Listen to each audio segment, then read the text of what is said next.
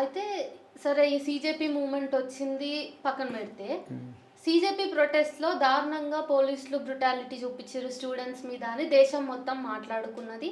చాలా లిబరల్స్ గూడా దాని గురించి మాట్లాడిండ్రు. కానీ పోలీసుల అరాచకత్వం లేదా థర్డ్ డిగ్రీ అనేది దళితుల మీద పెద్ద కొత్త గాదు. ఎప్పటినుంచో జరుగుతుంది. దళితుల మీద అలాంటి ఊచకోతలు జరిగినప్పుడు స్పందించని సమాజము లిబరల్స్ బిడ్డల మీద జరిగినప్పుడు స్పందించింది. దీనికి ఒకవైపు సంతోషించాల్సి ఉన్నా గానీ ఇలాంటిది ఎందుకు సెలెక్టివ్‌గా జరుగుతుంది? సెలెక్టివ్ సానుభూతిగా మనం ఎందుకు తయారవుతున్నాము అంటే ఏమనుకోవచ్చు? దళితుల పరిస్థితిని అంచనా వేస్తే. అంటే propaganda tools like media, social media అంటే ఇప్పటికి యూట్యూబ్ ఛానల్స్, పత్రికలు ఒక వర్గం చేతిలో ఉన్నాయి. ఆ వర్గం ఎప్పుడూ ఆయా వర్గాలు ఇప్పుడు కమ్యూనిస్టుల మీద దాడి జరుగుతుంది. కమ్యూనిస్టుల మీద ఎవరి మీద దాడి జరిగినప్పుడు కమ్యూనిస్ట్ పార్టీలో వాళ్ళ వర్గాల వాళ్ళు ఉన్నప్పుడు హైలైట్ చేస్తారు దాన్ని. టీఆర్ఎస్లో వాళ్ళ వర్గాల వాళ్ళు ఉన్నప్పుడు హైలైట్ చేస్తారు. కాంగ్రెస్లో వాళ్ళ వర్గాల వారు ఉన్నప్పుడు హైలైట్ చేస్తారు. ఎక్కడో చిన్న ఒక జర్నలిస్టుకి ఏదో అపాయం అయితే ఆయనకి ఏ రాజకీయంగా ఏం సంబంధం ఉండదు. బట్ వాళ్ళ కమ్యూనిటీ దాన్ని లైక్ గౌరీ లంకేష్, నేను ఆవిడను బ్యాడ్ జర్నలిస్ట్ అని అనట్లేదు, గొప్ప జర్నలిస్ట్ అవి ఉండొచ్చు. కానీ అట్లాంటి వాళ్ళపైన జరిగినప్పుడు వాళ్ళు సెలెక్టివ్గా రియాక్ట్ అవుతూ ఉంటారు. మొన్న మధ్య కాంగ్రెస్ పార్టీలో ఉన్న ఒక యూత్ లీడర్ ఆంధ్రప్రదేశ్లో చాలా దారుణ హత్యకు గురైండు. అసలు మీడియా కూడా ఆ విషయం చాలామందికి తెలియదు. అట్లాంటివి రోజు ఎన్ని జరుగుతాయి. మనం కొన్ని ఇన్సిడెంట్స్ చూస్తూ ఉంటాం. కొన్ని ఇన్సిడెంట్స్ కోసము చాలా పెద్ద పెద్ద ప్రొటెస్టులు జరుగుతూ ఉంటాయి. చాలా పెద్ద పెద్ద వ్యక్తులు రెస్పాండ్ అవుతూ ఉంటారు. లైక్ మనకి ఇక్కడ జరిగే నిన్న మధ్య సోషల్ మీడియాలో రెస్పాండ్ అవుతూ ఉంటారు. ఆ మధ్య ప్రియాంక ఇన్సిడెంట్ అప్పుడు టాలీవుడ్ ఇండస్ట్రీ మొత్తం రియాక్ట్ అయింది. She is because Reddy community. కానీ మరి ఆ తర్వాత మనకు ఒక టేక్ లక్ష్మి జరిగింది. సో దానిపై రెస్పాండ్ లేదు. ఆ తర్వాత ఇక్కడ మోటకొండూరు సంథింగ్ ఏదో సూర్యాపేట జిల్లాలో ఓ ఇన్సిడెంట్ జరిగింది. అట్లా ఎన్ని జరుగుతున్నాయి అసలు దళిత్స్ పైన మీరు అటాక్స్ జరుగుతున్నాయి రియాక్ట్ అవ్వట్లేదు అంటే అది మాకు రెగ్యులర్ అంటే కమ్యూనిటీ అనుకుంటుంది. వాళ్ళకి అది రెగ్యులర్, అది పెద్ద కొత్త ఏం కాదు.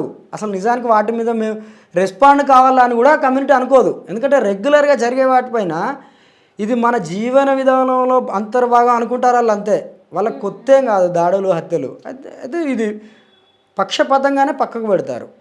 అయితే ఎవరైతే ఈ బూర్జువా పార్టీలు ఉన్నాయో వాళ్ళు పార్టీ పెట్టి లేకంటే ఉన్న నేషనల్ పార్టీస్ అయినా అక్కడ దళితులే జెండాలు మోస్తారు, బహుజనులే జెండాలు మోస్తారు. లేదంటే ఏదైనా ఉద్యమం జరిగినా దళిత బహుజనులే ముందు వరుసలో ఉంటారు. అది ఏ పార్టీ అయినా లేకపోతే ఏ సంఘం అయినా సరే అక్కడ వాళ్ళందరూ వాడుకోబడతారు. ఇన్ఫ్యాక్ట్ మైనర్స్ చేసే ఉద్యమాల్లో మైనర్ల హక్కుల కోసం కూడా వీళ్ళే మాట్లాడతారు.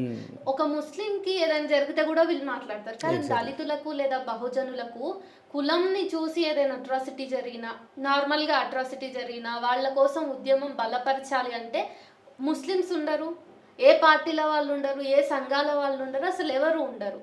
సో దళితుల పరిస్థితి లేదా బహుజనుల పరిస్థితిని మనం ఎట్లా చూడవచ్చు? అంటే దళితులు ఎందుకు రియాక్ట్ అవుతారు అని అంటే ఈ కుల వ్యవస్థలో అత్యంత అట్టడుగు వర్గం ఉన్న దళితులు. ఆ పెయిన్ అందరికంటే ఎక్కువ భరించింది, అందరికంటే ఎక్కువ రికగ్నైజ్ చేసేది దళితులే. అంటే బీసీలకు కూడా ఎట్లా ఉంటుందంటే ఒక సౌకర్యం ఉంటుంది. పైన కొన్ని వాళ్ళకంటే పై కులాల వల్ల డామినేషన్ ఉన్నా వాడికి చూసుకోవడానికి కింద ఎస్సీ ఎస్టీలు ఉంటారు చూపించుకోవడానికి. అంటే వాడు మళ్ళీ ఇప్పుడు మన తెలంగాణ గ్రామాల్లో చూసుకున్నట్టయితే ఇక్కడ రెడ్డి ఎంత డామినేటెడ్గా ఉంటారో రెడ్డి లేని ఊర్లలో ఒకవేళ రెడ్డిలు ఉన్నా కూడా బీసీలు దళితుల పైన అట్లనే బిహేవ్ చేస్తూ ఉంటారు, ఎస్టీల పైన అట్లనే బిహేవ్ చేస్తారు. అంటే అట్లాంటి సౌకర్యం ఉండడం వల్ల వాళ్ళు నొప్పిని ఎక్స్ప్రెస్ చేయడం కంటే ఈ ఎస్సీలను వాళ్ళని కింది స్థాయిలో చూడడానికి, ఇంకా తక్కువ చూడడానికి ఎక్కువ ఎంజాయ్ చేస్తూ ఉంటారు. అట్లాంటి ఎంజాయ్ ఫెసిలిటీ ఉన్నప్పుడు వాడి పైన జరిగే బాధను గుర్తించలేడు, ఆ పెయిన్ని గుర్తించలేడు. కానీ దళిత్కి ఆప్షన్ లేదు. దళిత్కి ఓన్లీ పెయిన్ని ఫేస్ చేస్తాడు. అండ్ ముస్లిమ్స్ కూడా ఎందుకు గుర్తించారంటే నేను 1-2 మీటింగుల్లో చూశాను. వాళ్ళు ఏమంటారంటే మన చేతిలో ఈ దేశం ఉండేది, కానీ మన చేతి నుండి దేశం మిస్ అయింది.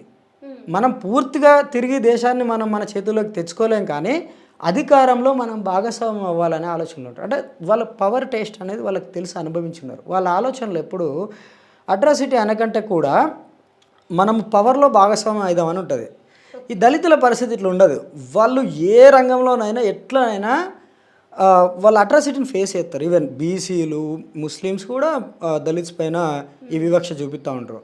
సో అన్ని వాళ్ళు ఫేస్ చేస్తారు కాబట్టి వాళ్ళకి ఆ నొప్పి ఏందో తెలుసు కాబట్టి ఎవరికి ఈవెన్ అంటే నాట్ ఓన్లీ ముస్లింలు బీసీలే కాదు, కొన్నిసార్లు ఓసీ కులాల మీద జరిగే అట్రాసిటీని కూడా దళితులు అడ్రస్ చేస్తారు, వాళ్ళ కోసం నిలబడతారు.